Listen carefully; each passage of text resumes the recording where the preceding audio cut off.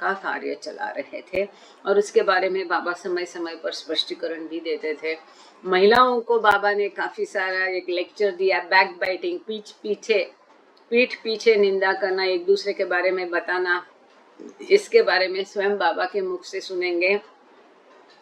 और सबसे महत्वपूर्ण आज है कि ये जो 7 नाम है, ये 7 नेम्स कौन से थे और ये प्रत्येक नाम का क्या अर्थ है, इसको बाबा ने उनको बाय हार्ट करके बाबा ने स्वयं इसकी ट्यून बनाई। ये सब हम आज पढ़ने जा रहे हैं।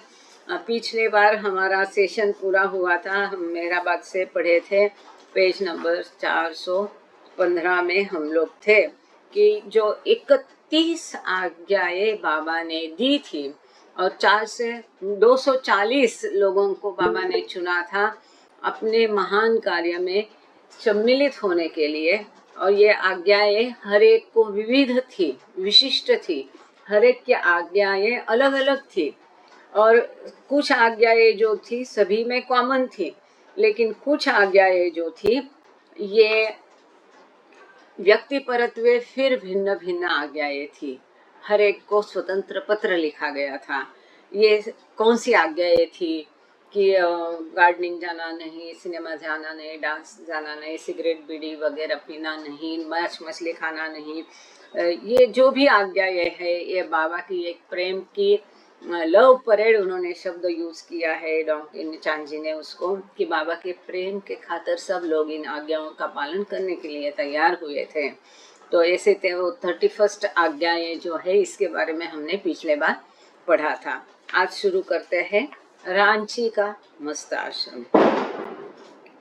At the same time that Baba was preparing the instructions to accompany his orders, he was also working with the 3 mosques he had brought from Mehrabad. तो जब बाबा इन लोगों को, ये जो 31 विशिष्ट आज्ञाएं थी गिने चुने लोगों को बाबा ने, इसमें सबके लिए ये नहीं थी। जिनको बाबा ने चुना था उनको पत्र भेजा गया था, उनसे पूछा गया था कि क्या वो तैयार है। उस समय उनको पता भी नहीं था कि आज्ञा ये क्या है। जो बाबा कहेंगे वो करने के लिए तैयार, हाँ या ना। जान भी चली जाए तो भी आज्ञा का उल्लंघन नहीं होना चाहिए। इस प्रकार की सब आज्ञाएं दी थी और इस प्रकार से इस पर काम करते हुए एक तरफ बाबा का मस्त कार्य भी चल रहा था। बाबा ने मेहराबाद से चट्टी बाबा जो कि 6वीं भूमिका के थे, और इनके बारे में हमने पिछले बार पढ़ा था कि बूढ़े से थे, सभी मंडली को उनसे एक विशिष्ट लगाव, प्रेम हो गया था। और वो गए तो सबको बहुत खराब लगा था कि कैसे उनके अंतिम, उनकी कैपेसिटी तक बाबा ने उनका उपयोग किया था। तो बाबा आखिर बाबा से हाथ जोड़कर उन्होंने बाबा की माफ़ी मांगी और कहा कि मैं अभी बहुत थक गया हूँ, तुम्हारा काम करने के काबिल नहीं हूँ, मुझे मेरे घर जाने दो। ऐसा वो बार बार कहते थे। फिर वहीं पर उनको घुमा के घर लाया गया, ऐसा दिखाया, लेकिन आखिरकार वो चले गए। तो सब बहुत व्यथित थे। ये सब हमने पिछले बार देखा था। तो मेहराबाद से बाबा ने चट्टी बाबा, शरीयत खान और मोहम्मद को लाया था रांची के आश्रम के लिए। Shifting must from one location to another was always a challenge because it disturbed their states of consciousness, and in the chaos of settling into his new accommodations, Chatti Baba behaved like an instinct child who refused to go to bed, weeping and weaning until exhausted and unable to maintain his resistance. तो एक जगह से दूसरी जगह मस्तों को transfer करना ये वैसे ही बहुत आह्वानात्मक कार्य था और स्वयं मस्तों के लिए भी बहुत मुश्किल भरा ये कार्य था। क्योंकि एक जगह छोड़ के दूसरी जगह पर जाना, इसमें जो चेतना में उनको उनके बदलाव आता था, भिन्न माहौल में अपने आप को ढालने का उनके ज़रूरत से उनको बहुत परेशानी होती थी। आई होप आप समझ सकते हैं इसको, है ना, कि जैसे ऑफिस से घर आते हैं, घर से ऑफिस आते हैं, मेहराबाद जाते हैं, कहीं दूसरी जगह जाते हैं, इतने से ही कैसे होता है सामान्य लोगों को। तो ये तो मस्त थे।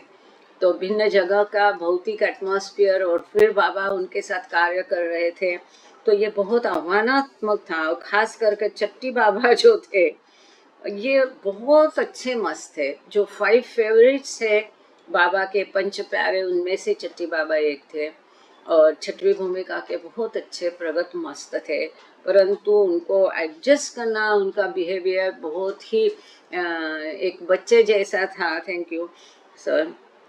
और इसमें अब जब उनको ये बदलाव के कारण एकदम दुराग्रही हठी जैसा छोटा बच्चा होता उसके जैसे ये चट्टी बाबा रहते थे, रोते थे और खिटखिट खिटखिट खुई खुई खुई बोलते ना, कटकट करना, शिकायत तकरार करते थे। और जब तक थक ना जाए तब तक ये किटकिट किटकिट करते थे, क्योंकि दूसरी जगह जाना, unable to maintain his resistance, उनको अपना जो प्रतिकार है वो उसको वो कंट्रोल नहीं कर सकते थे। Sorry. He also seized the opportunity to attempt an escape, and Baba had to shift the men's room assignments in order to placate him.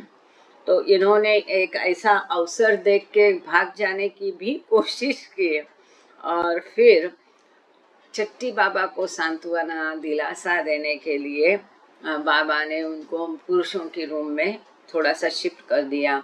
Baba had a टट्टा screen erected behind which he could seclude himself with the agitated must, but in the end it was Donkin who was able to settle him down. This is very important, prompting Baba to observe that the two men shared a deep connection. देखिए यहाँ पर बाबा fail हो गए कि छठी बाबा को समझाने में बाबा कामयाब नहीं हुए, लेकिन डॉन्किन उसको शांत कर पाया। इससे बाबा प्रेरित हो गए और बाबा ने कहा कि चट्टी बाबा और डॉन्किन का पहले का गहरा संबंध है। और चट्टी बाबा को सांत्वना देने के लिए हमेशा बाबा ऐसा करते थे। जब भी चट्टी बाबा कहते थे कि मुझे घर जाना है, ज़्यादा ही जिद करते थे, तो बाबा क्या करते थे, उनको गाड़ी में बिठा के ऐसा एक दूर का लॉन्ग ड्राइव करके वापस लेके आते थे। आज चलो चलो तुमको घर छोड़ के आते हैं। लेकिन इस प्रकार इस बार क्या किया बाबा ने उनको कि घर भेजने के बहाने उनको पुरुषों के क्वार्टर में थोड़ी देर के लिए टेम्पररी ट्रांसफ़र कर दिया। और फिर वहाँ पर उनके लिए खास कितनी मेहनत बाबा करते थे कि ये बाम्बू का टट्टा रहते हैं वो खड़ा करके उस एक सेपरेट उनके लिए माहौल जैसा बना दिया। काफ़ी कुछ मेहनत की, लेकिन वो बहुत डिस्टर्ब थे छठी बाबा, और बाबा उनको शांत नहीं कर पाए, लेकिन अंततः डॉन्किन उनको शांत कर पाए। बाबा later mentioned to the woman his work with Chatti Baba and the must connection with the English barber, the name he used when referring to Donkin in Mehraj's presence, saying simply that too was my working. तो जब भी बाबा मेहरा के presence में मस्तों के पुरुषों के बारे में कुछ कहते थे, मेहरा बाबा और बाकी वुमन मंडली, तो ये किसी पुरुष का ही वगैरह ऐसा नाम नहीं लेते थे। तो डॉक्टर डॉन्किन को बाबा हमेशा इंग्लिश बार्बर कहा करते थे। ऐसे ही बाबा हमेशा बोलते थे डॉक्टरों के बारे में, ये डॉक्टर क्या हजाम है कहते थे, हमेशा कहते थे बाबा ये डॉक्टर में हजाम है। तो एनीवे, तो डॉन्किन के लिए बाबा का ये इंग्लिश बार्बर नाम था। जो मेहरा के प्रेजेंस में अगर डॉन्किन के बारे में कुछ बाबा को मेहरा को बताना है तो बाबा इंग्लिश बार्बर करके डॉन्किन का उल्लेख करते थे। तब बाबा ने बताया कि चट्टी बाबा और डॉन्किन का जो कनेक्शन है उसके बारे में बाबा ने मेहरा को बताया, और बाबा ने कहा कि ये मेरी ही कार्य की रीति है। मतलब जो भी उनके आपसी संस्कार है, आदान प्रदान जो भी करना होगा, ये सब पूरा बाबा जाने। While we were talking of Chatti Baba, Mani noted in one of her diaries, the Chatti in Baba's kitchen burst plop into bits and the water streamed into the room amidst our laughter. तो इसकी याद देते हुए money my अपनी diary में लिखती है कि चट्टी बाबा ने वो अपना एजिटेटेड मूड में क्या किया, पानी ढपक करके पानी डाल दिया किचन में, पूरा पानी उधर फैल गया और ये सब लोग हंस रहे थे. While Baba was hard at work with Chatti Baba, Shariat Khan entertained himself by singing, but Donkin recalled his refrain was a bizarre reception. Bizarre means अजीब, तर्कहीन, कि पता नहीं क्या है, समझ में न आए ऐसा. Bizarre repetition of one phrase sung to one melody over and over again. तो जहाँ चट्टी बाबा इतने डिस्टर्ब थे, वहाँ शरीयत खान भी डिस्टर्ब थे, परंतु अपनी व्यथा वो अपने गाने के माध्यम से अपने आप को एंटरटेन कर रहे थे और गाते थे. हमेशा शरीयत खान गाते थे, लेकिन क्या गाते थे, कोई अजीब तर्कहीन ऐसे कुछ, वो पंक्ति, एक ही पंक्ति को वो बार बार गाते थे जिसका सामान्य व्यक्ति को अर्थ नहीं समझ सकता है. इनका नाम बाबा ने शरीयत खान इसलिए रखा था क्योंकि हर चीज को वो बोलते थे ये शरीयत है, वो शरीयत. शरीयत मतलब धर्म सिद्धांत, नहीं, रीति, कर्मकांड. तो हर चीज को वो बोलते थे ये शरीयत के हिसाब से ये है, वो है. तो इसके लिए बाबा ने उनका नाम शरीयत खान रखा था और उनको गाना गाने की आदत थी. तो जहाँ चट्टी बाबा ऐसा धुड़गुस डाल रहे थे, उस वहाँ पर शरीयत खान गाना गा के अपना मन रिझा रहे थे. To add to this cacophony, Muhammad would ape Shariat Khan singing, but he sang every note just out of tune, and this barbarous duet would perpetuate itself from wall to echoing wall of the small country yard. तो ये रांची में इन लोगों ने, मस्तों ने कैसा पूरा कोलाहल मचा दिया था. ये सब कोलाहल में और ऐड किसने किया, मोहम्मद ने. मोहम्मद क्या करता था, जो शरीयत खान गाता था तो मोहम्मद भी उसमें अपनी आवाज मिला देता था. वो जो भी गाता था लेकिन ट्यून में गाता था, वही पंक्ति उसी प्रकार से और अच्छी तरह से वो गाता था. और इस प्रकार ये दोनों ने और ये कोलाहल बढ़ा दिया और पूरे आश्रम की दीवारों पर इन दोनों की आवाज गूंजती रही. Baba sent Kaka back to Calcutta to locate the high mosque and spiritual chargeman he had contacted a few weeks before and bring him to Ranchi. This is very important. अब आगे जो आप सुनोगे ये कितना महत्वपूर्ण होता था बाबा के लिए, मस्तों के से संपर्क करना और उनके द्वारा बाबा उनके लिए कार्य करते थे और उनके द्वारा अपना भी कार्य कराते थे. तो बाबा ने कहा है कि यहाँ नहीं है, ये दूसरी जो किताब हम फ्राइडे को पढ़ रहे हैं उसमें इसका स्पष्ट लिखा है. बाबा ने कहा है कि आप लोग जो अटकलें लगाते हो मैं और मस्त कार्य के संदर्भ में, ये कुछ हद तक सही है, पूरी सही नहीं. ये बात सच है. वो मस्त मुझे मेरे कार्य में मदद करते हैं और मैं उनकी मदद करता हूँ.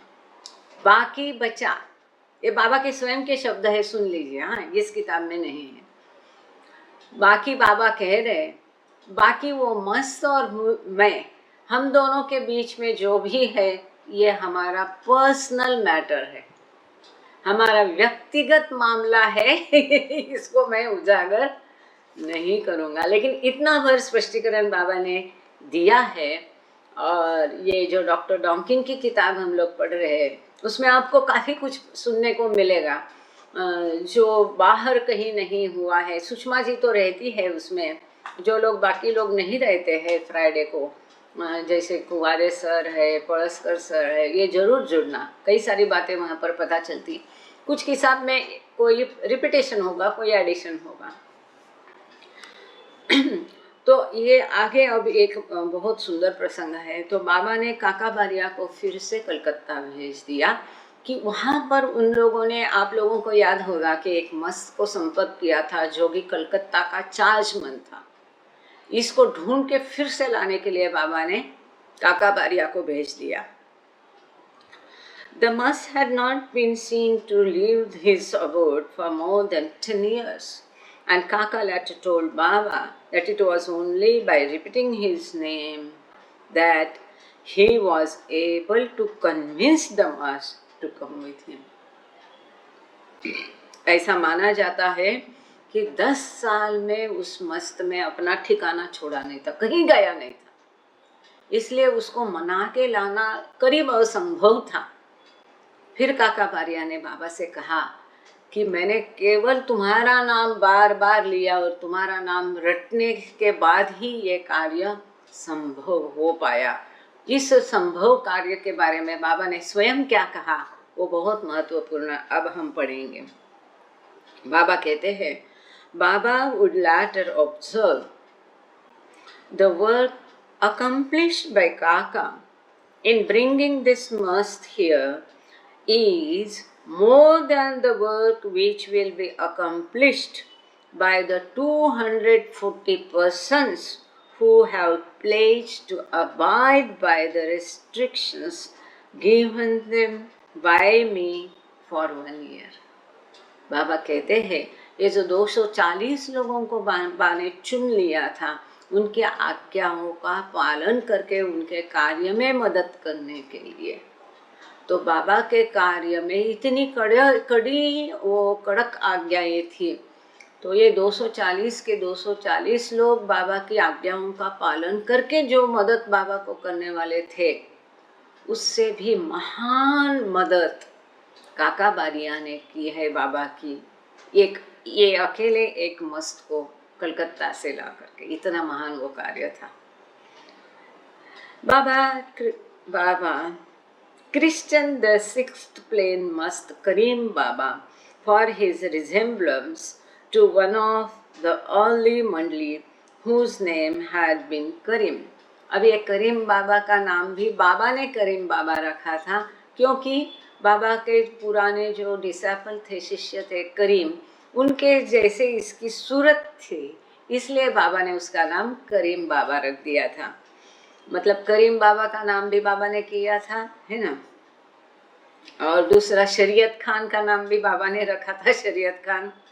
चट्टी बाबा को पहले से लोग उस इलाके के चट्टी बाबा कहते थे। Donkin recorded that Karim Baba's eyes shone like burnished swords. तो डॉन्किन अपनी डायरी में लिखते हैं कि ये जो करीम बाबा थे, उनकी आंखें तलवार की जैसे चमक रही थी, चमकीली, इतनी शार्प भी थी और चमकीले थी, तलवार जैसी। बाबा placed him in a small room in the mains bungalow where he fed him and worked in seclusion. He did not, however, attempt to bath the Jalali Mast, who was far too violent to allow the men to remove his soiled, ragged clothes or the skins of wire he wound around his neck, arms, wrist, ankles and toes. तो ये करीम बाबा जलाली मस्त था।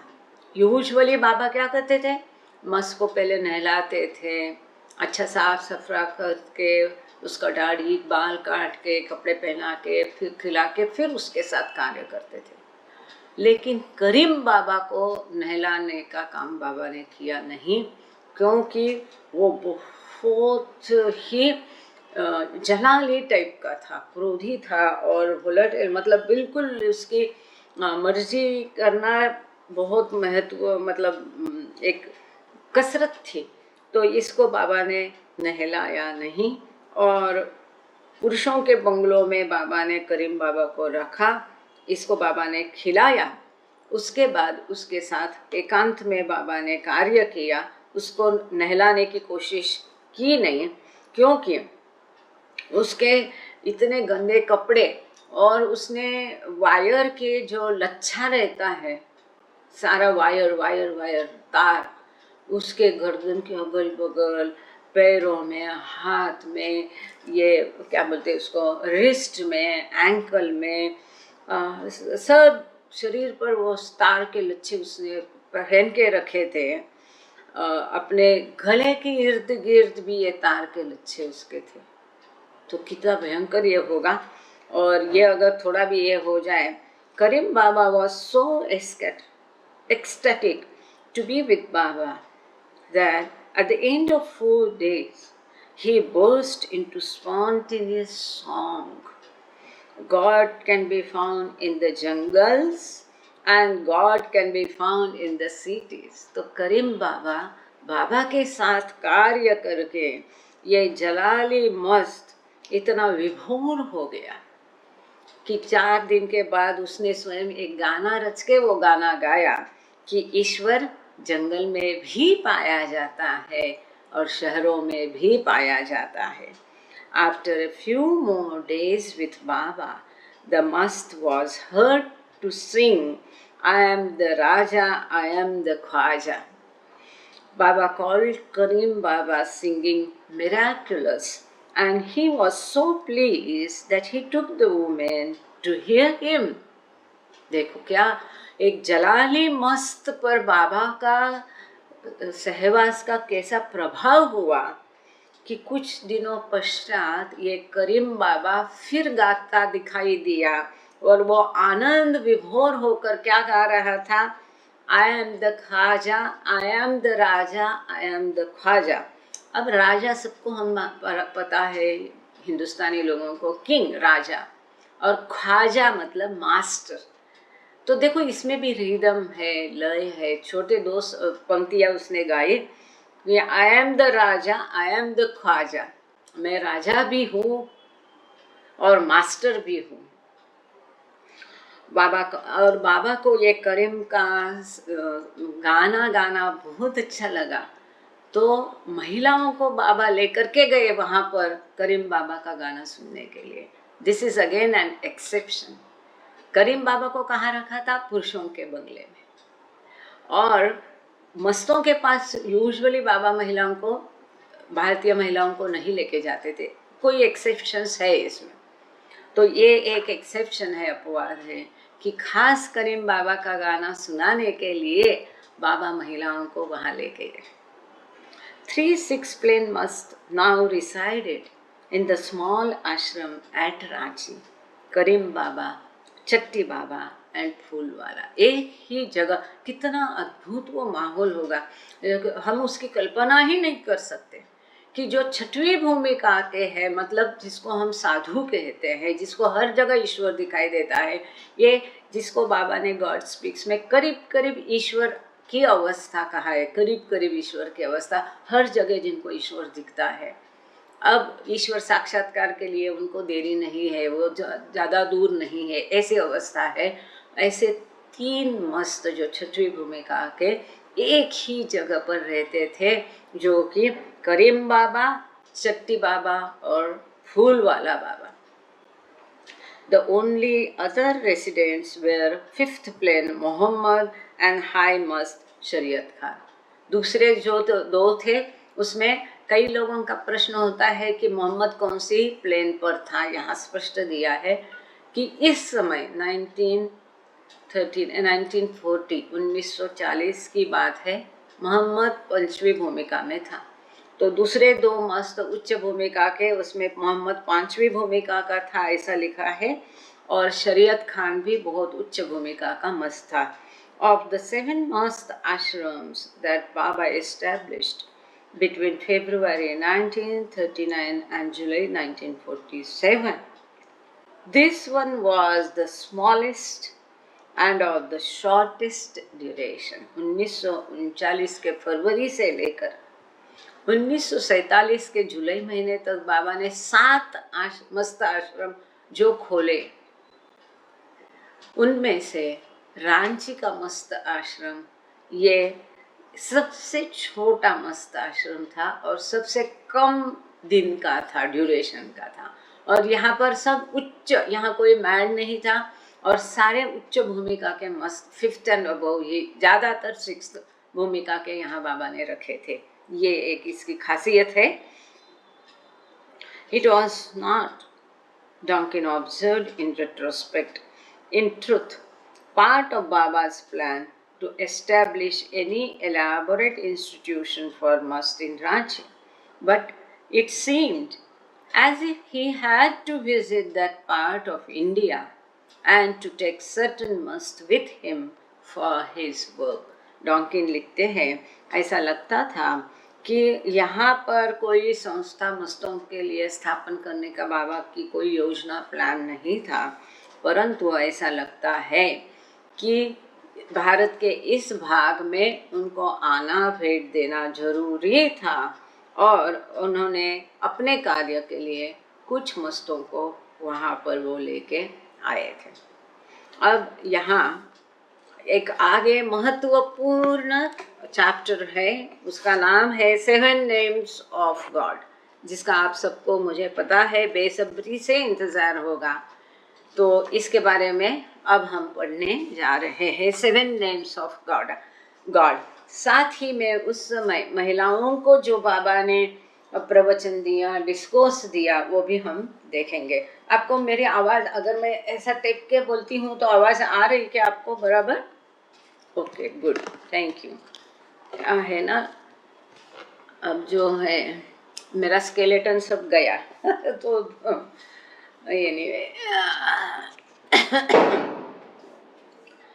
on July 4, while en route to Ranchi, Baba had told the woman, "Each time I move from some place, something happens," adding, "When we left Bangalore, it was France in a fix.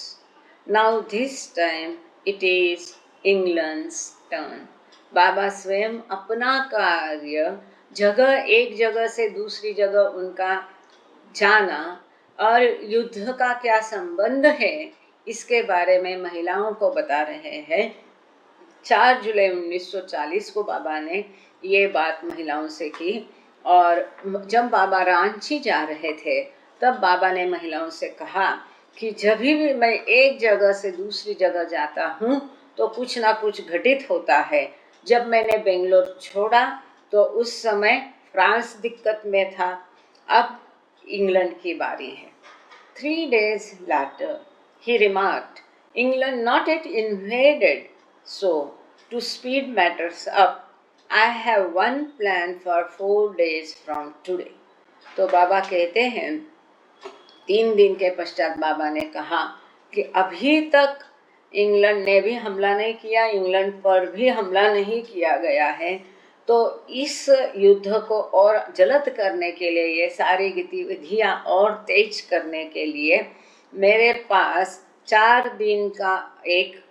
दिन की योजना है। आज से लेकर 4 दिन की योजना है।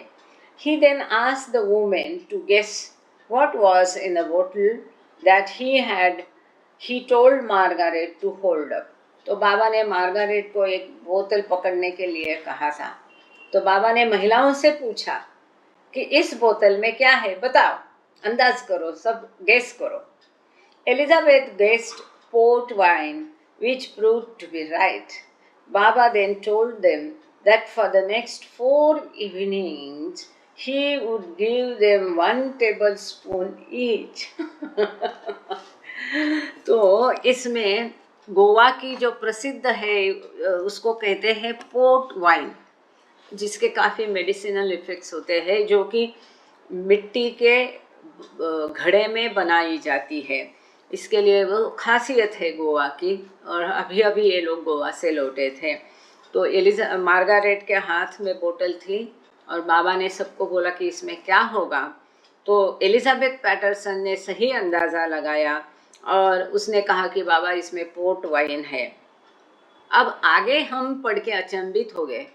बाबा ने कहा आज से आगे 4 दिन हर दिन शाम को 1 चम्मच ये वाइन जो है ये मैं तुमको दूंगा और तुमको वो पीनी पड़ेगी, ये मेरे कार्य के लिए है। पहले ही बाबा ने बताया कि अभी तक इंग्लैंड इस युद्ध में कूदा नहीं है, ना उस पर हमला हुआ है, तो ये युद्ध को तेज करने के लिए मेरे पास एक योजना है। और इसके पश्चात बाबा ने ये योजना जाहिर की कि इनको सबको एक एक चम्मच जो है वाइन बाबा देंगे। You will want to get drunk.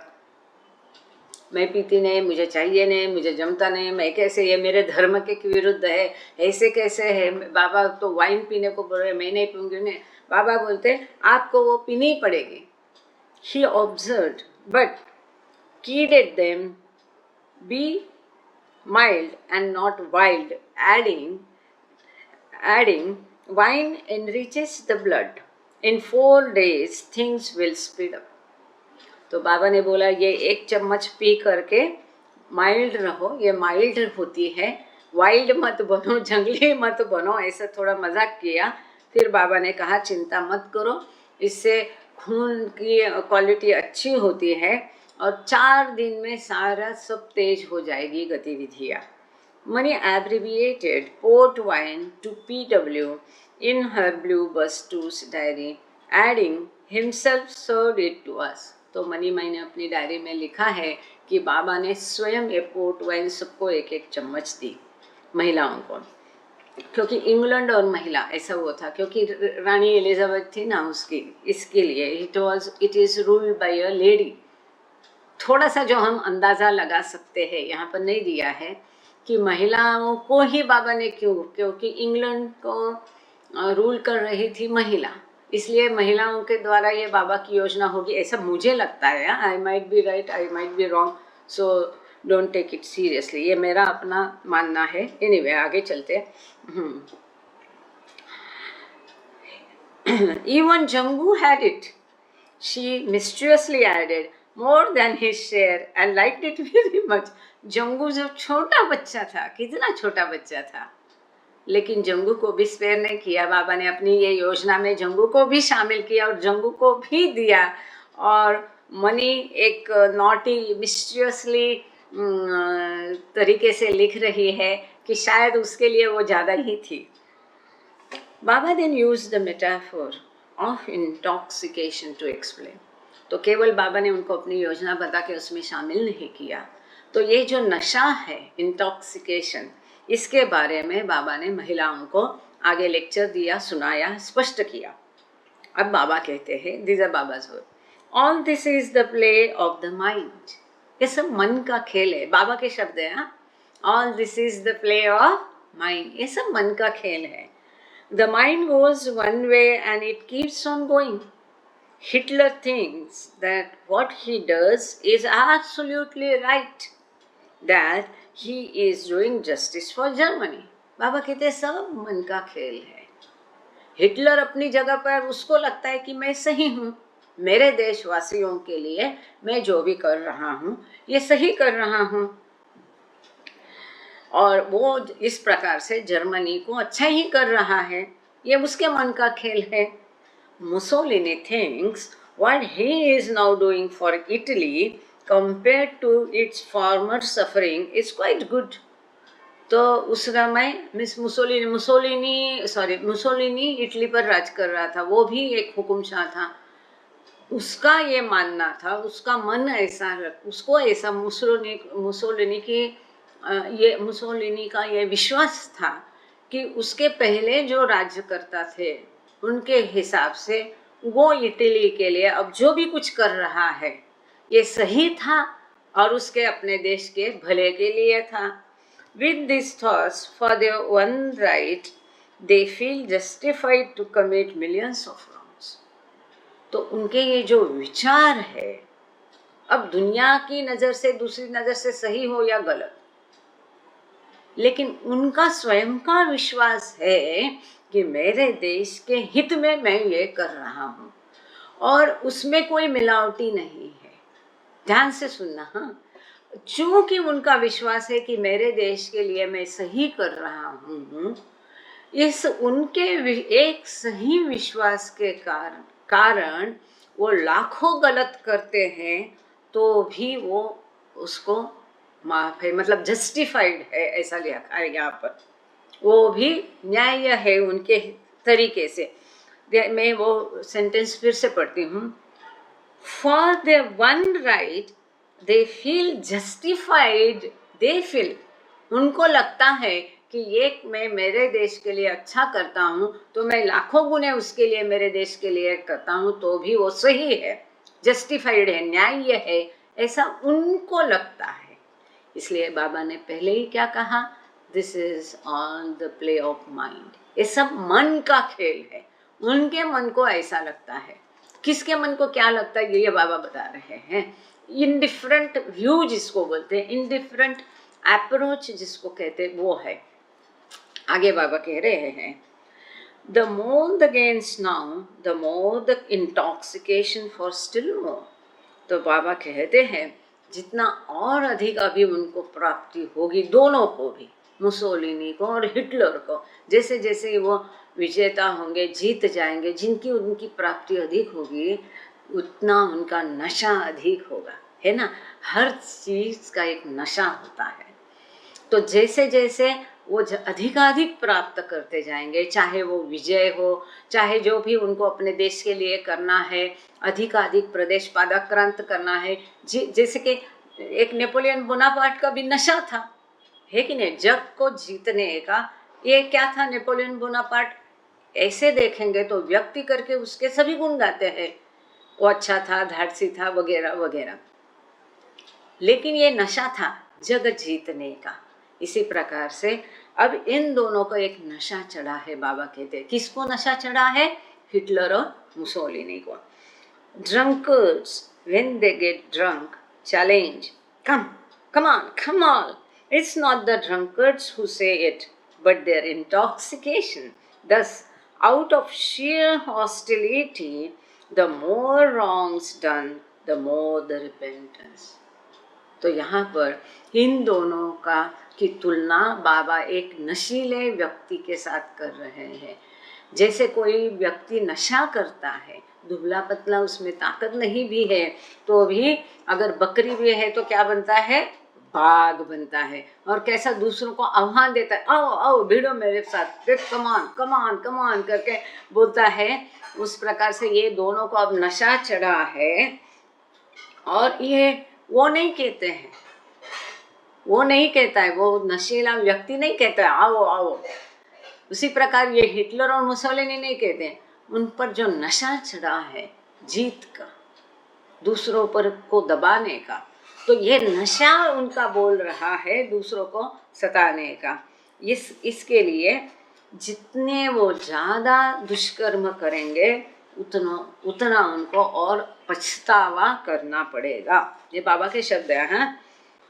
Out of share the more wrongs done, सबके लिए है ये, the more wrongs done the more the repentance. जितना ज़्यादा व्यक्ति गलतियाँ करेगा उतना उसको अधिक पछतावा करना पड़ेगा, भुगतना पड़ेगा, है ना। आगे बाबा कहते हैं बहुत महत्वपूर्ण है, how does this all work, we are all nations, each one of you represents a nation. Mansari is a small nation, Noni was a big nation, and so on. Each one according to her greatness or smallness, her greed, her longing for power and possessions, tries diplomatically to get what she wants. तो बाबा यहाँ कह रहे हैं ये सभी महिलाएं एक एक राष्ट्र जैसी है।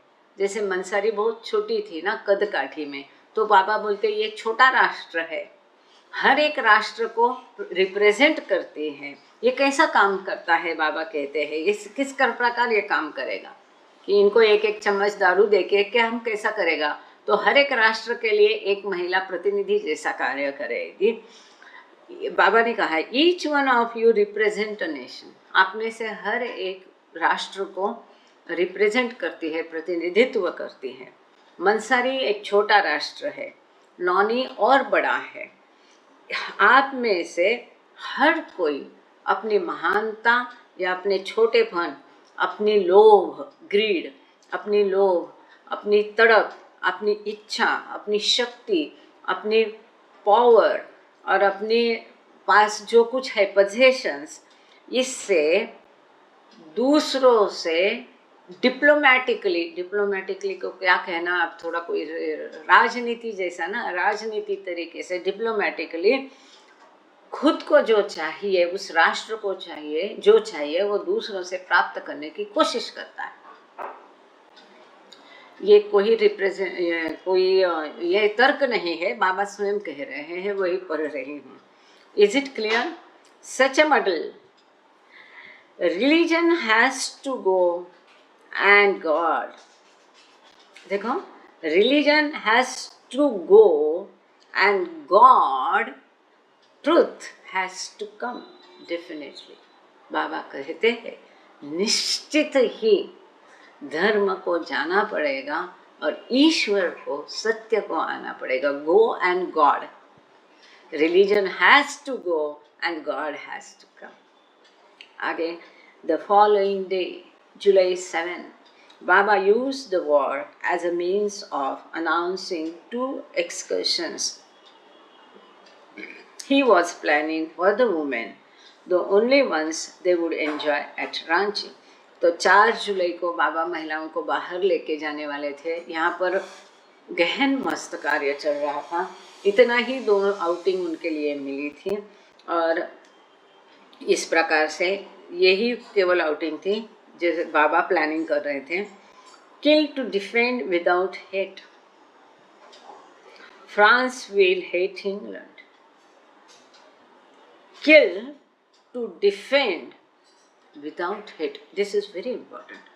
हमेशा बाबा ने कहा है, बाबा ने जब युद्ध के बारे में कहा है, स्वयं की रक्षा के बारे में कहा है, तब भी बाबा यह कहते हैं कि सैनिक देखो कैसे लड़ते हैं, उनके आपसी व्यक्तिशः कोई दुश्मनी नहीं होती है, उनके मन में केवल अपने देश का विचार होता है। तो उस समय जब हमारे देश की आपको रक्षा करने की बारी आएगी तो you should not preserve your self, आपको पीछे हटना नहीं, हर हालत में, हर कीमत पर आपको अपने देश की रक्षा के लिए लड़ना है। लेकिन कैसे लड़ना है? Without hate. अपने आप की रक्षा करो, डिफेंड करो, स्वयं की रक्षा करो, परंतु मन में कोई द्वेष और शत्रुत्व भाव सामने वाले के लिए मत रखो। This is the key of the importance of war. ये युद्ध सिखाता है, बाबा कहते हैं, and this is very important. Kill to defend without hate, मार दो रक्षा के लिए, परंतु मन में कोई हेट नहीं होना है। बाबा कहते हैं फ्रांस जो है इंग्लैंड को द्वेष करेगा। Of what use, this is again very important but may be debatable. This is what Baba says, of what use is democracy if it cannot help. ऐसी लोकशाही का फायदा क्या जो मदद नहीं कर रही है। So neither it nor totalitarianism will remain. माफ करना, कुछ कुछ चीजें जमती नहीं है, पूरे ऊपर के दांत निकाले। So neither then there so neither it nor totalitarianism will remain, both will go. So इसलिए बाबा कहते हैं ना ही वो रहेगा, ना ही जो साम्राज्यवाद था कि सब कुछ मैं, उस समय कौन सी हालत थी कि कहा जाता था कि ब्रिटिश के साम्राज्य का सूरज ढलता नहीं। वसाहतवाद जिसको कहते, जगह जगह दूसरे देश पर अपना कब्जा करके स्वयं उस देश पर अपना राज करना, ये उस समय चल रहा था। टोटल मेरा चाहिए। तो बाबा कहते ये भी नहीं रहेगा, वो भी नहीं रहेगा, दोनों जाएंगे। To get Turkey in a mess, this is again important, पर इसमें फुटनोट भी है, वो हम पढ़ेंगे तो शायद ये इशू अधिक क्लियर होगा। बाबा कहते हैं to get Turkey in a mess before we leave Ranchi there is only one solution. Tomorrow we go to the Jonna Falls, the day after to the circus, and then we get buried into bracket in seclusion in this house until we go. तो बाबा की हर गतिविधि जो थी ये युद्ध से जुड़ी कैसी थी। इवन उनका आउटिंग, बाहर जाना, सर्कस को जाना, एकांतवास, सब कुछ युद्ध की गतिविधियों से जुड़ा था। ये प्रतीकात्मक रूप में बाबा युद्ध को चला रहे थे। अब यहाँ पर बाबा ने स्वयं स्पष्ट किया है कि वो क्या करेंगे तो वो क्या होगा युद्ध में, ये बाबा कह रहे हैं। बाबा कहते हैं ये टर्की को अगर सबक सिखाना है, हम रांची छोड़ने के पहले, हाँ, कहाँ से टर्की कहाँ, बाबा कहाँ, वहाँ से बाबा कह रहे हैं to get Turkey in a mess before we leave Ranchi. हम रांची छोड़ने पे there is only one solution, एक ही तरीका उसका है। क्या है? कल हम जोना फॉल्स, ये कोई वाटरफॉल है, जलप्रपात, वो देखने जाएंगे। उसके बाद में अगले दिन हम सर्कस देखने जाएंगे और इसके पश्चात इसी घर में हम एकांतवास में रहेंगे जब तक कि हम रांची छोड़ते नहीं। ठीक है, ये बाबा की योजना है टर्की के लिए। Tomorrow seeing the falls will make Turkey fall. देखो, इतना ही नहीं, अपने कार्य से युद्ध में क्या होगा इसका एक्सप्लेनेशन बाबा यहाँ दे रहे हैं। बाबा कहते हैं कल हम जब जलप्रपात, पानी ऊंचे से नीचे गिरता है ना, तो बाबा कहते हैं कल जब हम जलप्रपात, ये वाटरफॉल देखने जाएंगे, तब टर्की का टर्की हार जाएगा, फॉल है ना। And seeing the elephant ride the cycle in the circus will make Turkey ride wild horses.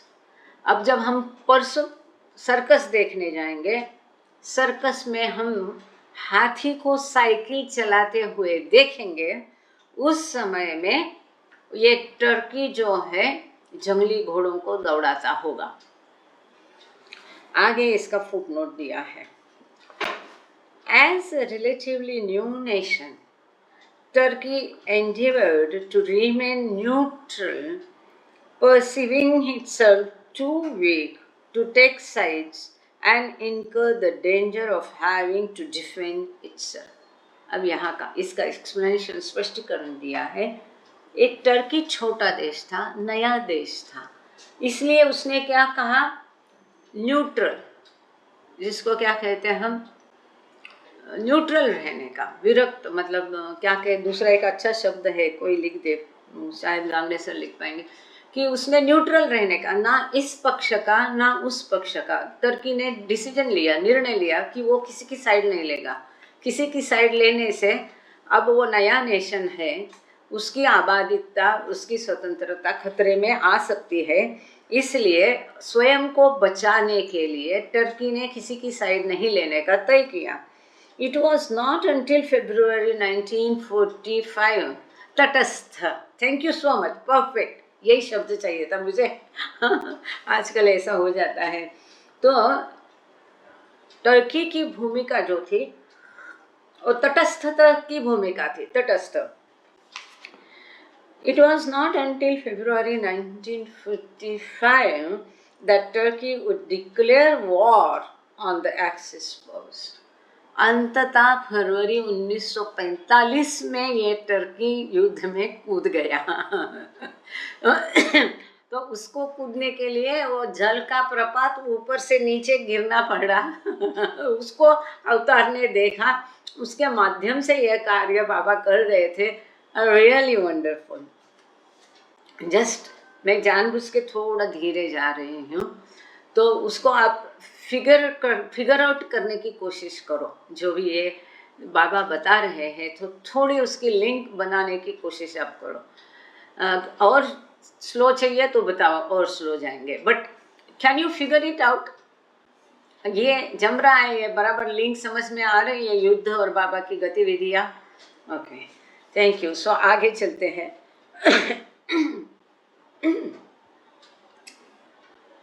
The falls were spectacular thanks to monsoon rains, but the women had to sit through the entire Karlekas circus performance as rain lit through the holes in the top of the tattered canvas stage.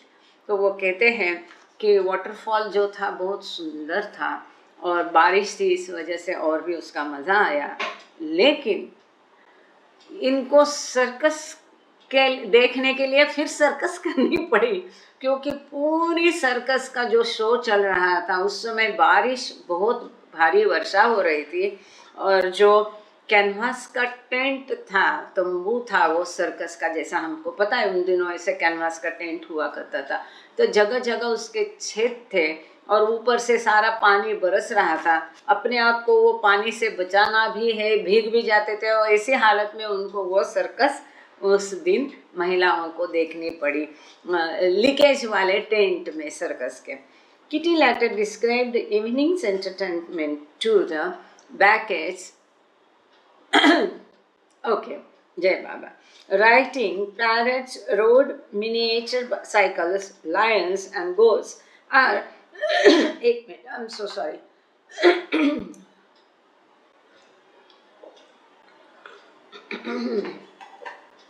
From the same table and were extraordinarily tame.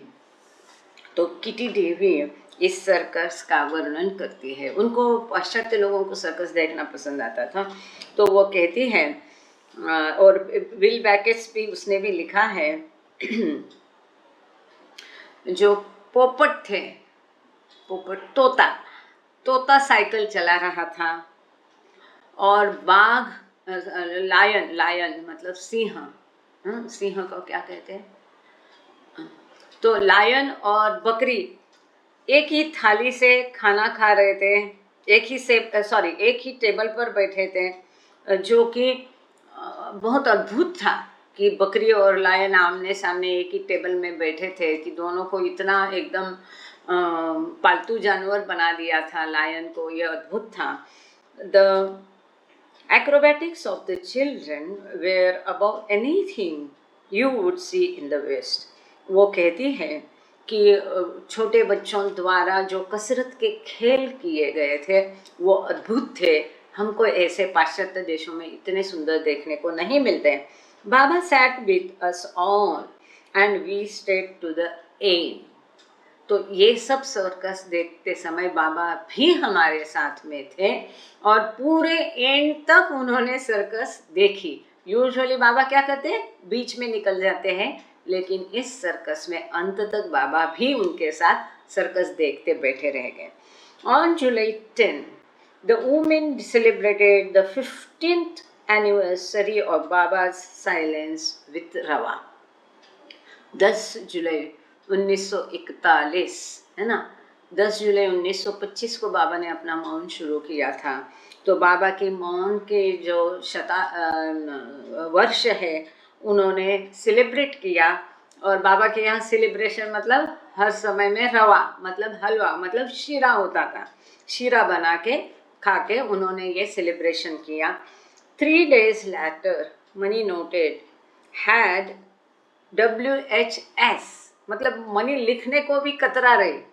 अब pot wine को money ने short form में PW लिखा, अब यहाँ whisky को money WHS लिख रही, क्योंकि यहाँ पूर्वात्य लोगों की मान्यता जो है धर्म वगैरह अध्यात्म की, इसमें मांस मछली दारू ये निषिद्ध माना जाता है, अच्छा नहीं समझा जाता है। और ये जो है ये एक विचारधारा से भी हमारी अटैचमेंट इतनी है, लगाव इतना है, ये लगाव भी अच्छा नहीं, उसको भी छोड़ना पड़ता है। वास्तव में अच्छा हो बुरा हो दोनों छोड़ना पड़ता है। तो यहाँ मनी लिखती है, 3 दिन के बाद मनी लिखती है हैड WH मतलब उसने विस्की लिखने का भी बेचारी धाड़स नहीं कर रही है। मनी लिखती है कि हमने विस्की ली। अब आगे पढ़ेंगे, मैं विस्की नहीं ले रही हूँ, ये शहद और क्या कहते हैं उसको, अदरक आलं, और उसका पानी है गरम तो गला चलेगा इसलिए है। एक कोइंसिडेंस है कि उसके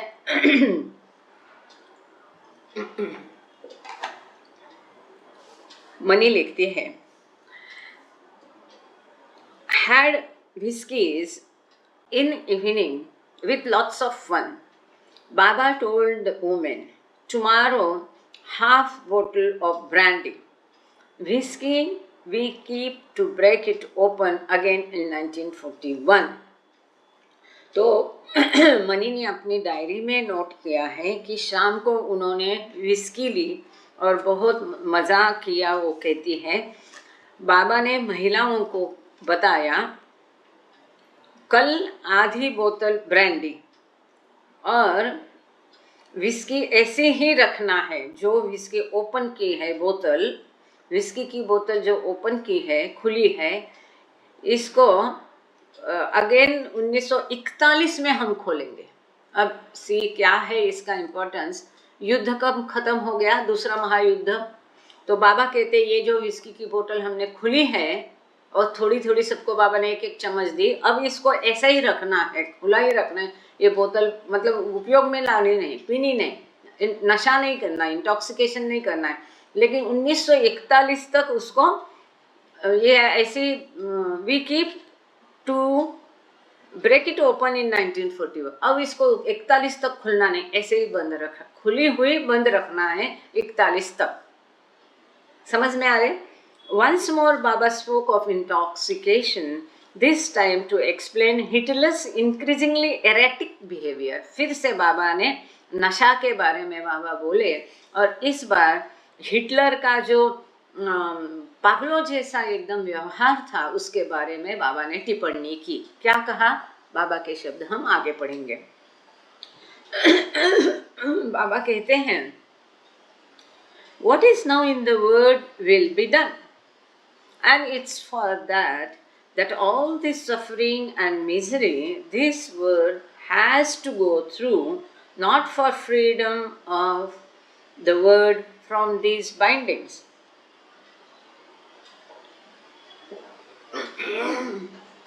बाबा कहते हैं, अभी जो कुछ है संसार में वो होगा ही।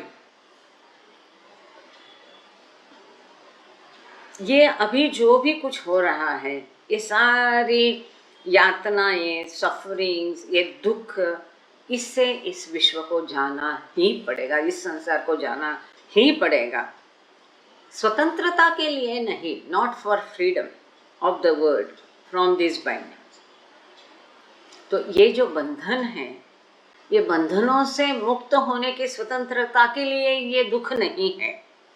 Unite all Nations with love, ये सभी राष्ट्र प्रेम से एकत्र आना चाहिए। Sinners of the worst type have become great saints due to such sufferings. एकदम गया गुजरा पापी मनुष्य भी ऐसी भयानक पीड़ा और यातनाओं के कारण संत बना देखा हुआ है। Sinners worse than Hitler, ऐसे पापी हिटलर से भी बदतर। If a man like Hitler felt he really did that and repented, he will be great in repenting. बाबा कहते हिटलर जैसा मनुष्य जिसने इतना पाप किया है, लेकिन वास्तव में यदि वो सचमुच पछतावा करता है, तो उसका पछतावा, जिसके हाथ में इतनी सत्ता है, जिसने इतना रॉन्ग डूइंग्स किया, गलत काम किया है, उसका पछतावा भी बहुत बड़ा पछतावा होगा। It's all minds play. Hitler thinks what he does is absolutely right and he is doing great justice to Germany, Italy for the wrongs done before. तो बाबा कहते ये सब मन का खेल है। हिटलर सोचता है वो जो भी करता है एकदम सही है, अपने देश के हित में है, और उसने इटली को भी ये ऐसा ही, Italy for the wrongs done before, Italy को भी उसने पहले किया है, इटली भी ऐसे ही समझता है। He thinks he is right, and for this thought he feels justified to do millions of wrongs for this one right. वो सोचता है कि वो सही है, और एक सही के लिए वो कितने लाखों गलत करता है, वो सोचता है वो सही है। ये सब मन का खेल है। The more he gets now, the more he will be intoxicated. जितना ज़्यादा अभी उसको यश मिलेगा, उसकी जय होगी, इतना अधिक नशा अब उसको आएगा। किसको? हिटलर को। आगे बाबा कहते हैं, नहीं, Baba gathered the women together on July 12 too, इतना ही बाबा ने ये हिटलर और मुसोलिनी, इटली के बारे में फिर से कहा है, जो कि पहले भी कहा था। Baba gathered the women together on July 12 to enlist their aid in initiating yet another new phase of work.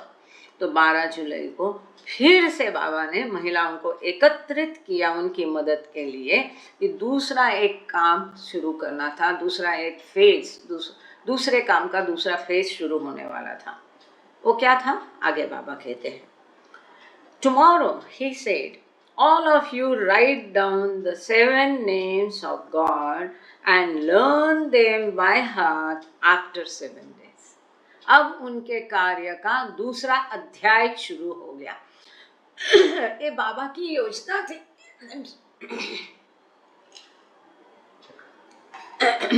पहली योजना क्या थी? 4 दिन बाबा ने उनको एक एक चम्मच वाइन पिलानी थी। अब दूसरा फेज उनके कार्य का क्या ये था? बाबा ने कहा, तुम सबको ये ईश्वर के 7 नाम को लिखना है और 7 दिन के अंदर उसको बाय हार्ट करना है, मगअप करना है, याद करना है। You write down the 7 names of God and learn them by heart after 7 days. आपको ये ईश्वर के 7 नाम लिखना है और 7 दिन के अंदर या 7 दिन में उसको बाय हार्ट करना है, याद करना है। Then you have to sing from your heart. उसको बाद में आपको अपने दिल से गाना है। हरि पर प्लीज माफ करना मुझे, इसकी ओरिजिनल ट्यून कुछ इस प्रकार की है।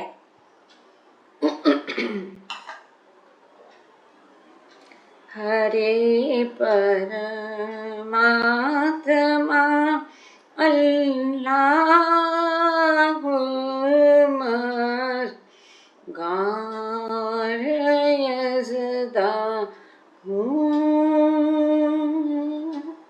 हरि परमात्मा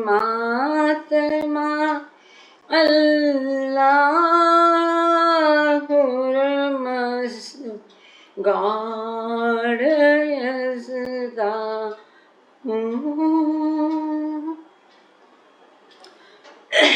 ये ओरिजिनल भजन ग्रुप में शेयर की थी। ये कहाँ से आई? आगे पढ़ेंगे। So all must sing it from the heart. From the 1st August, you all sing with the harmonium. आपको ये दिल से गाना है पूरा, और 1 अगस्त से बाजा पर, हारमोनियम पेटी पर बजाकर उसको गाना है। अब इसमें एक साइड नोट है और इसमें और 3-4 महत्वपूर्ण बातें हैं। अब ध्यान से सुनिएगा, हाँ, कोई छोड़े नहीं और कहीं एब्सेंट नहीं हो जाए। बाबा's first variation on the 7 names of God chant dates to 1924. खुदा परमात्मा अल्लाह अहुर मज़द राम यज़दा हूँ, and he ordered the men to sing it during the Ghamela work yoga phase of his work, early work at Meherabad. तो यहाँ पर editor कहती है, Susan writer कहती है, 1924 में जो पहला बाबा ने दिया था, वो जो 7 नाम थे वो इस प्रकार थे। वहाँ पर, यहाँ हरि है, वहाँ खुदा था, बाकी सेम था। खुदा परमात्मा अल्लाह अहुर मज़द, यहाँ गॉड था, वहाँ राम था, बाकी सेम था। तो गॉड की जगह पहले राम था और हरि की जगह खुदा था, इतना फर्क था। और पुरुषों को उस समय बाबा ने ये गाने को कहा था। जब घमेला योग, सब आप जानते हैं, घमेला योग के दौरान पुरुषों को ये गाने के लिए बाबा ने कहा था मेहराबाद में। घमेला योग सबको मालूम है ना, लेबर फेज। इस प्रकार से इन जून 1927 he composed the version he would later give the women for the Prem Ashram boys who chanted it every morning and before meals.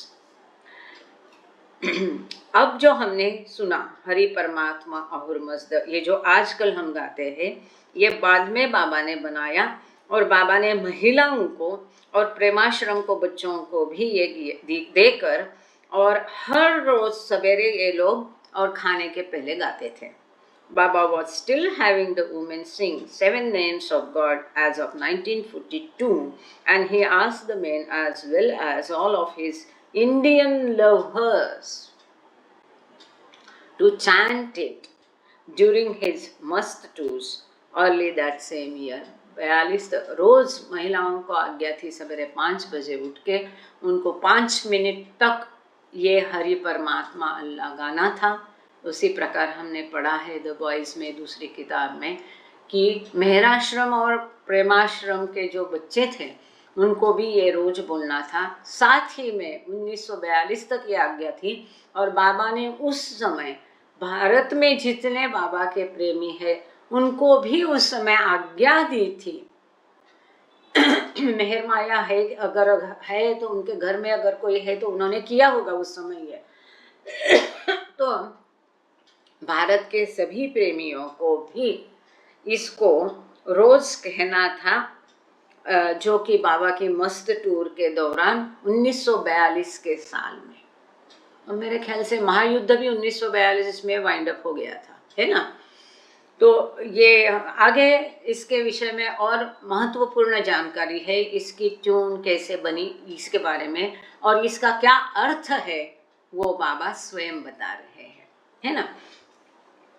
Baba taught them the melody by beating out a rhythm as they sang the names at different pitches, pointing to the woman who came closest to the correct tune.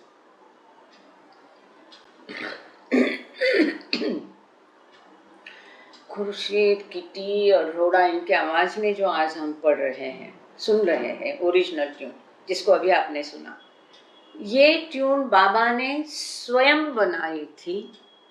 और बाबा drum जो ढोलक था, ढोलक पर इसको बजा के उनको, साथ ही में जितनी हुमा गजल्स की है ट्यून्स है, कृपा करके इसको कोई बदलिए नहीं। और गजल को क्लासिकल में बिल्कुल बांधना नहीं है, बिल्कुल नहीं बांधना। आप कितना भी अच्छे गायक हो, आप वो क्लासिकल दूसरा कोई तराना गाओ और कुछ भी गाओ, लेकिन गजल को कृपा करके क्लासिकल में मत गाओ। बाबा को बिल्कुल बिल्कुल पसंद नहीं था। तो ये जो हुमा गजल्स है, ये सभी जो ट्यून्स है, ये बाबा द्वारा करीब करीब 90% जो उपलब्ध है। कुछ है जो मनी ने बनाई है, बाकी सभी ट्यून्स बाबा ने बनाई। अब आप पूछोगे बाबा ने कैसे बनाई? ढोलक पर बजाकर बाबा ये ट्यून बताते थे। ढोलक पर देखो कितना बढ़िया। ऐसे भी वो ढोलक मतलब क्या है, मरे हुए जानवर का चमड़ा में से जिंदा बोल निकालना एक कसरत होती है। तबला हो, ढोलक हो, तो ये ढोलक से बाबा वो ट्यून उनको समझाते थे। कितना मेहनत किया है उन ट्यून के लिए। तो हमें अपनी अदाकारी दिखाने की कोई आवश्यकता नहीं उसमें। हमारी कलाकारी वहां दिखाओ नहीं, कोई भी हो चाहे वो इतनी मेहनत करके उन्होंने जो ट्यून बांधी है, हमको उन्हीं ट्यून को बंधे रहना है। साथ ही मधुसूदन के गाने के लिए भी बाबा ने यही कहा है कि उनके गाने के कोई शब्द ना बदले, ट्यून ना बदले। तो खैर, यहाँ बाबा ढोलक पर उनको ट्यून बताते थे और महिलाओं को गाने को बोलते थे। जो बाबा बताना चाह रहे हैं वो ट्यून के नजदीक जो महिला आती थी तो बाबा उसकी तरफ निर्देश करते थे कि इसने सही गाया, ऐसा गाना है। फिर उसमें जो बदलाव है वो कितना धीरज रख के उन्होंने वो ट्यून बनाई है, सिखाई है। ये हैट्स मैं बहुत ही क्या कहे उसको, शब्द नहीं है। तो इस प्रकार से The woman who came closest to the correct note. He also explained the etymologies of the names and the part the chant would play his work. तो ये जो 7 नाम ईश्वर के लेने से उनके कार्य में कैसी सहायता होगी, उसका और इसका क्या संबंध है, और ये नामों के क्या अर्थ हैं, ये भी बाबा ने महिलाओं को समझाया, जो अब हम आगे पढ़ेंगे। बाबा कहते हैं, Paramatman is Vedic term, Hari very common term for God, Hindu pronounced as Hari.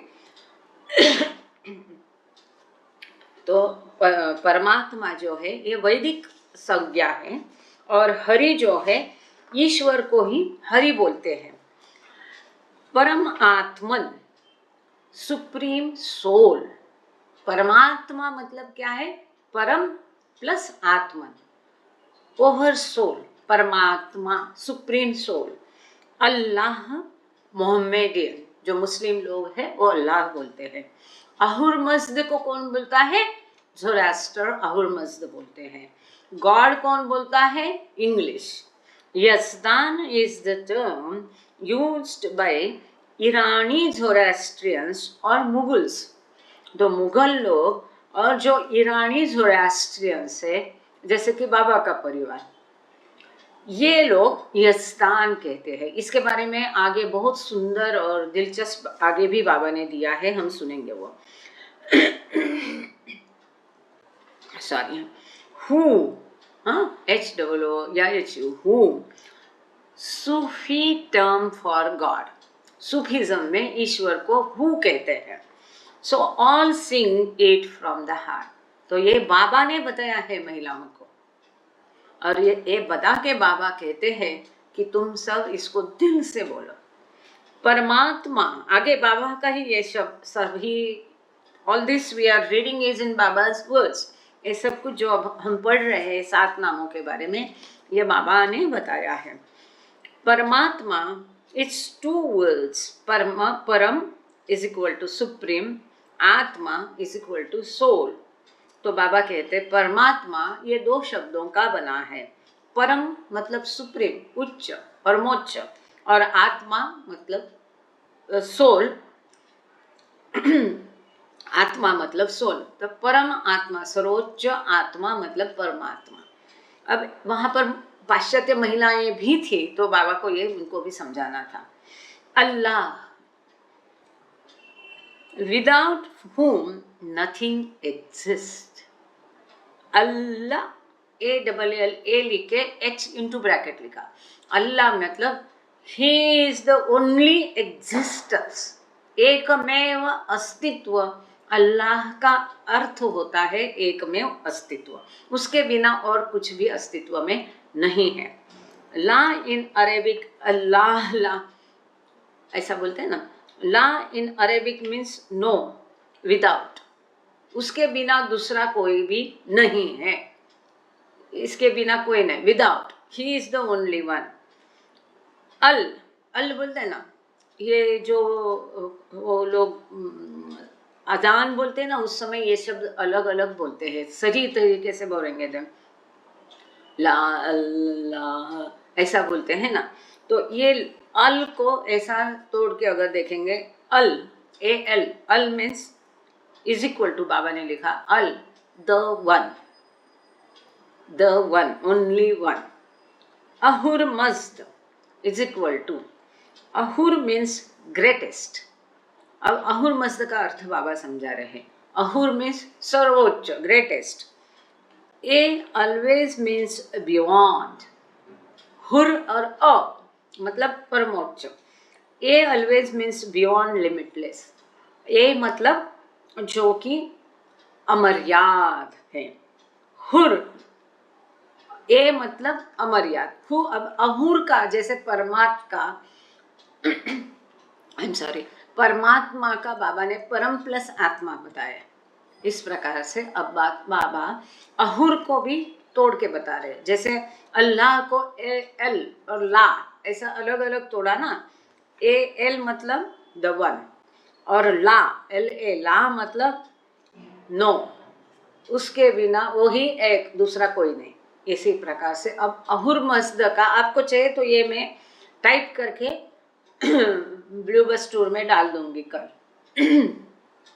अब इसी प्रकार से अहुरमज़्द को, अहुर का शब्द को तोड़ के बाबा बता रहे हैं। अहुर मतलब ग्रेटेस्ट। अब ये अहुर में भी अ प्लस हुर, ए प्लस हुर। अब ए का अर्थ क्या है? ए ऑलवेज मीन्स बियॉन्ड, लिमिटलेस, परात्पर और अमर्याद। हुर, HUR, हुर मीन्स ग्रेट, तो वो सबसे महान, मर्यादा रहित, अमर्याद। Mazda, अहुर Mazda. अब मज्द का अर्थ बाबा समझा रहे, MAZD। मज्द मीन्स इज्जत। Yazdan and मजदान, they all come from the word झद, झाद। इसलिए बाबा ने मेहराज झाद, है ना। तो ये झाद, झाड़, ZAD, झाद मतलब क्या है? वन हु क्रिएट्स, क्रिएटर, निर्माता। तो अब अहुरमज़्द का अर्थ क्या हो गया? अ मतलब अमर्याद, बियॉन्ड, है ना, उसके परे। हुर मतलब ग्रेटेस्ट, और झद मतलब हु क्रिएट्स, तो वही अमर्याद सबसे महान निर्माता। ठीक है, वही अमर्याद सबसे महान निर्माता। पता था अहुरमज़्द का ये अर्थ? लगता है कुछ लोगों को बोर हो गया, छोड़ गए। तो अहुरमज़्द का अर्थ है वही एकमेव महान, अमर्याद, वही महान, अमर्याद, एकमेव निर्माता। इतना अर्थ ये अहुरमज़्द शब्द में है। आगे बाबा कहते हैं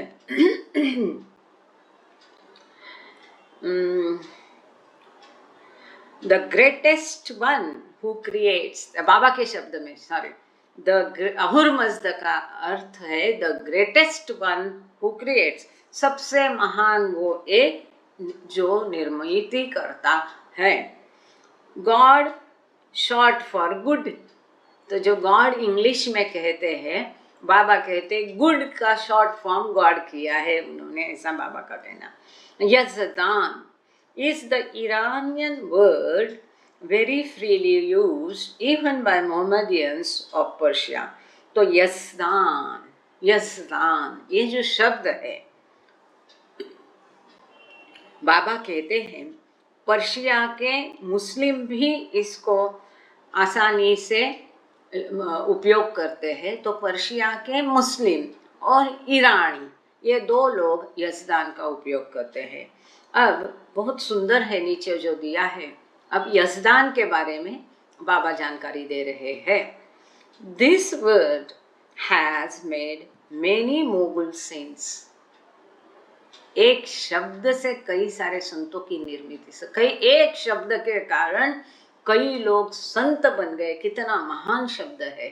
और आपको याद होगा कि बाबा के पिताजी जो थे शेरियार जी, वो भी सदा यजदान यजदान यजदान, पर वो कहने का कैसे था? यजदान यजदान। इतना मैं परफेक्टली नहीं कह सकती होगी, पर वो यजदान को आप सुन लीजिए, वो अलग तरीके से यजदान, एक तरीके से हम उसको बोलेंगे रिपीटेडली, तो इससे एक रिदम, एक ध्वनि निर्मित होती है। और ये एक यजदान की रट लगाने के कारण कई मुगल लोग जो है महान संत बने। बाबा कहते इतनी पावर है ये यजदान शब्द में, जिसको बाबा के पिताजी हर बार हर सांस के साथ यजदान यजदान यजदान वो बोलते रहते थे। ऐसा जल्दी जल्दी नहीं, यजदान यजदान यजदान, ऐसा। तो ये बाबा आगे कहते हैं, this word has made many Mughal saint, it has not only meaning. ये यजदान शब्द का केवल अर्थ नहीं है, but when repeated It creates such quiescence and feeling that one loses oneself in thought of God. इस शब्द को एक विशिष्ट तरीके से बार बार दोहराने से ये एक प्रकार की सुंदर शांति, क्वेसन्स, एक अद्भुत शांति की निर्मिति अपने आप निर्माण होती है यदि यह स्थान को आप विशिष्ट तरीके से शांति से बार बार दोहराते रहोगे। को इसके दोहराने से अजीब सी एक शांति निर्माण होती है और अपने आप विनाशायास व्यक्ति ईश्वर के विचारों में खो जाता है, अपने आप को भूल जाता है और ईश्वर के विचारों में खो जाता है। ये जैसे कई लोग बोलते हैं ना, इसमें हिंदू में भी कि मंत्रोच्चार का महत्व महानता, इस प्रकार से यहाँ पर यजदान शब्द के ब्यूटी जो है, सुंदरता बाबा ने बताई कि इसके उच्चारण से कई संत बने हैं और इसके विशिष्ट तरीके से रिपीटेड उच्चारण से शांति की निर्मिति होती है और व्यक्ति अपने मैं को खोकर ईश्वर में डूब जाता है। Hu Sufis repeat Hu in every breath. जो सूफी लोग हैं अपने हर सांस के साथ हु हु ऐसा हु का उच्चारण वो करते हैं और सूफीज्म में हु मतलब ईश्वर।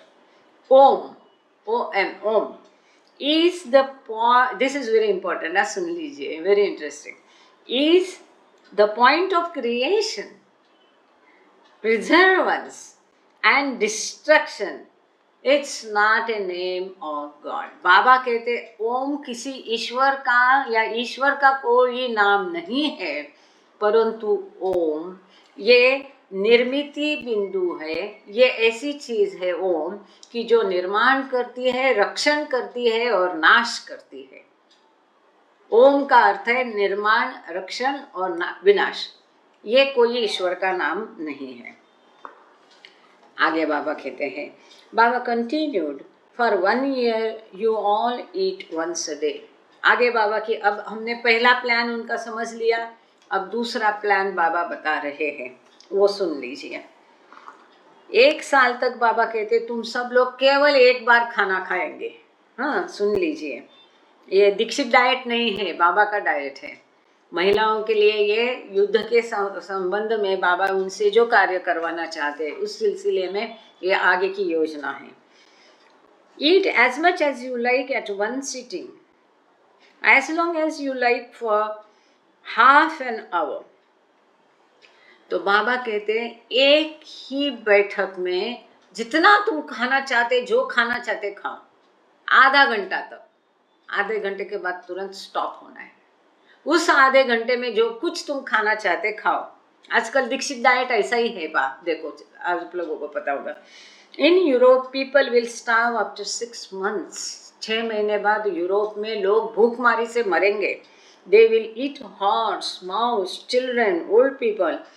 तब यूरोप में लोग घोड़ा, चूहा, छोटे बच्चे, बूढ़े लोग इनको खाएंगे और वास्तव में ऐसी भूखमरी बहुत बड़ी थी उस समय। Compared to people in Europe you will be in heaven. Europe की लोगों की तुलना से तुम स्वर्ग में रहोगे, तुम्हारे हालात बहुत अच्छे होंगे भारत में। Anyway you will have to obey even if you die. Baba कहते कुछ भी हो हालात, तुम अगर मर भी जाते तो कोई चिंता नहीं, पर हर हालत में तुमको मेरे आज्ञा का पालन करना पड़ेगा। एक ही बार खाना खाना है। ट्वाइस टी, 2 बार चाय। कॉफ़ी विथ मिल्क, चाय के साथ coffee. Morning and afternoon T, सवेरे शाम की चाय। Anyone who likes coffee, T और मिल्क, आपको जो चाहिए, अगर किसी को कॉफ़ी चाहिए कॉफ़ी पी सकता है, चाय चाहिए चाय, जिसको दूध चाहिए दूध, 2 बार। It will not be easy just few days. शुरू के कुछ दिन ये आरामदायी और आसान नहीं रहेगा, थोड़े दिन तकलीफ होगी।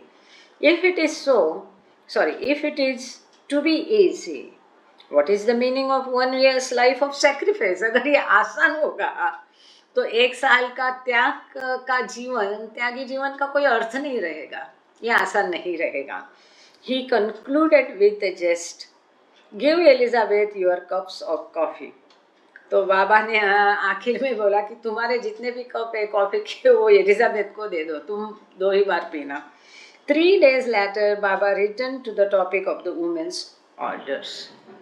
3 दिन के बाद फिर बाबा महिलाओं को जो आज्ञाएं दी थी उस विषय पर 3 दिन बाद आए, मतलब 15 जुलाई को। These orders are very important। बाबा कहते महिलाओं को ये आज्ञाएं जो तुमको दी गई हैं बहुत महत्वपूर्ण है। It is most difficult not to backbite. दूसरों की पर पश्चात निंदा नहीं करना बहुत मुश्किल है, कठिन है। Still the more you try the more you help me. जितना अधिक आप कोशिश करेंगे किसी के पीठ पीछे उसके दोष नहीं बताने का, निंदा नहीं करने का, जितना ये तुम करोगे तो उतनी अधिक तुम मुझे मेरे काम में मदद करोगे। It is very easy to say that she is bad, but when one is bad then to feel she is not bad is most difficult. Very important. कितना सुंदर तरीके से बाबा बता रहे।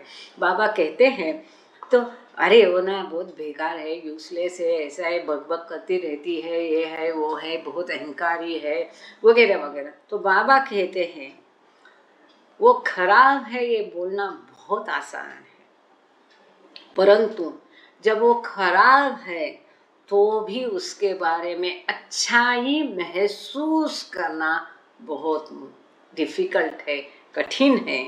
To take food once a day is easy, but to think well of others is real help. दिन में एक ही बार खाना खाना एक बार आसान है, परंतु दूसरों के बारे में अच्छा फील करना, सोचना, ये मेरे कार्य में वास्तव की मदद है। आगे और भी है महत्वपूर्ण इस विषय पर, इसको हम कल देखेंगे। कल ही है ट्यूसडे, कल इसको आगे कंटिन्यू करेंगे क्योंकि समय हो रहा है प्रार्थना का। Thank you Baba, thank you all of you for joining. अवतार मेहर बाबा की जय। प्रार्थना। सुषमा जी आप प्रेयर करेंगे? जय बाबा।